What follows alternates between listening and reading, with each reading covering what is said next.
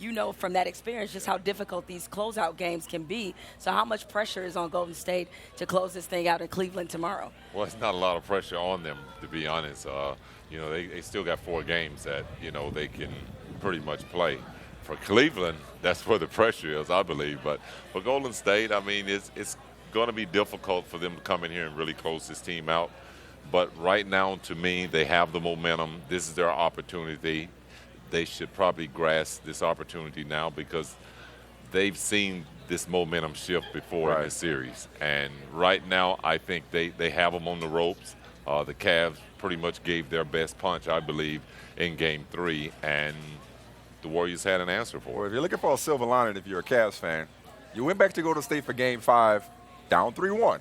So, and you certainly, the Warriors probably self-inflicted pressure to return a favor, so to speak, choke away a 3-1 lead, sweep them as sweet revenge, obviously, and you would love to celebrate for a second time in 3 years on the Cavaliers floor. But that said, though, Golden State, if they were to go 16-0, where would you put them in terms of all-time great teams? Because I think they could be they could stand alone as the only team to do that, but I'm not sure that I would say that makes them better than your Bulls or Magic's Lakers or whatever. Despite what Las Vegas seems to think. Yeah, exactly. Well, you know what?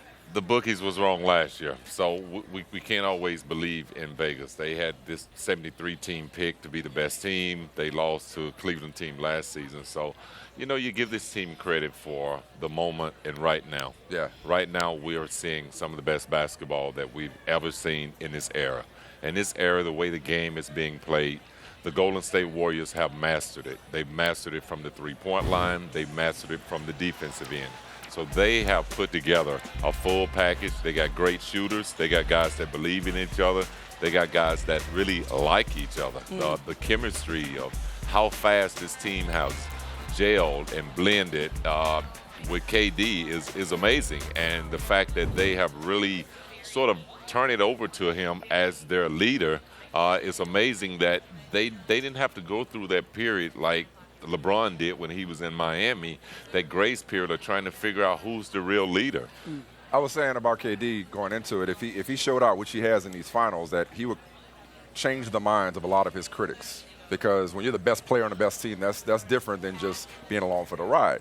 Where were you when he first made his decision to join 73-win finalist Golden State versus where you are now on him, seeing him perform the way he is in these finals? Have you come around maybe from where you were? My opinion is still the same. Okay. As a free agent, you do what you want. It's your choice. And what he did is something that was different, A lot of other players that you may ask or, his colleagues, would they do that? They would probably say no. But when you look at what KD has done, his position of being able to step in and be their number one guy, this is something that Golden State needed more than KD.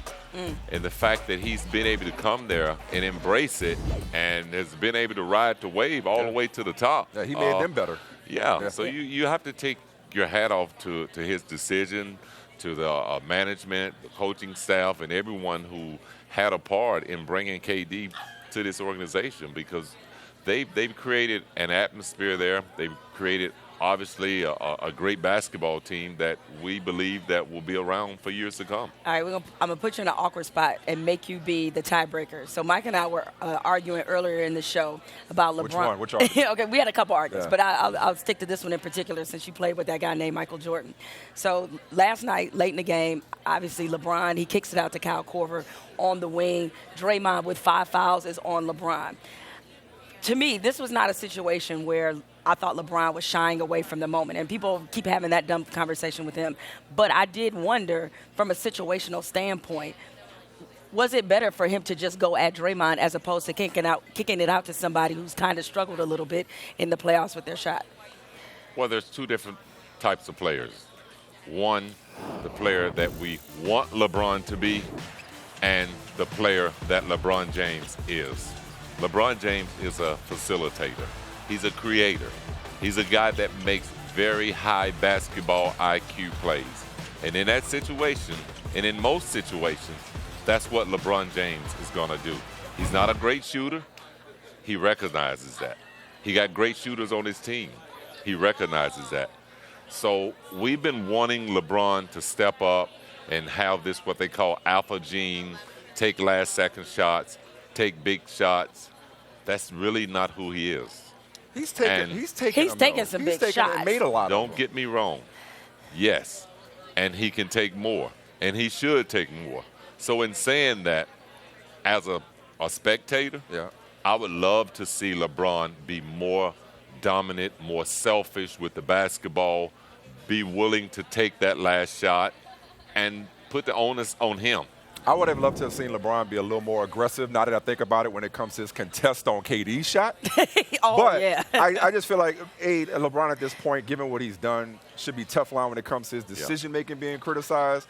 And, not to mention, look, he makes the play that was the right play, that was a team ball play. So out of one side of our mouth, he shouldn't have done that. Different circumstances. Right. But out of the other side of our mouth, Kyrie shouldn't have done that. What he did, he played hero ball. He tried to, again, different matchup, a different situation, but one person made the right play. The other one made the play that's celebrated if you make the shot. I think they are both comfortable with what they did. I think their teammates are comfortable with what they did because they're accustomed to those guys doing those same things in situations throughout the regular season and in the playoffs. So, yes, to me, Kyrie's shot was a little bit out of character. I felt like he was trying to get the 2-for-1. And Golden State defense was set. Real quick before we let you go, are you and Mike getting together this weekend to celebrate the 20th anniversary of the flu game? It's Sunday. We're not. Hold me up. 20 years. Can you believe it's been 20 years? We're not going to get together and celebrate, but we may be watching the celebration this weekend. No doubt. You got that right.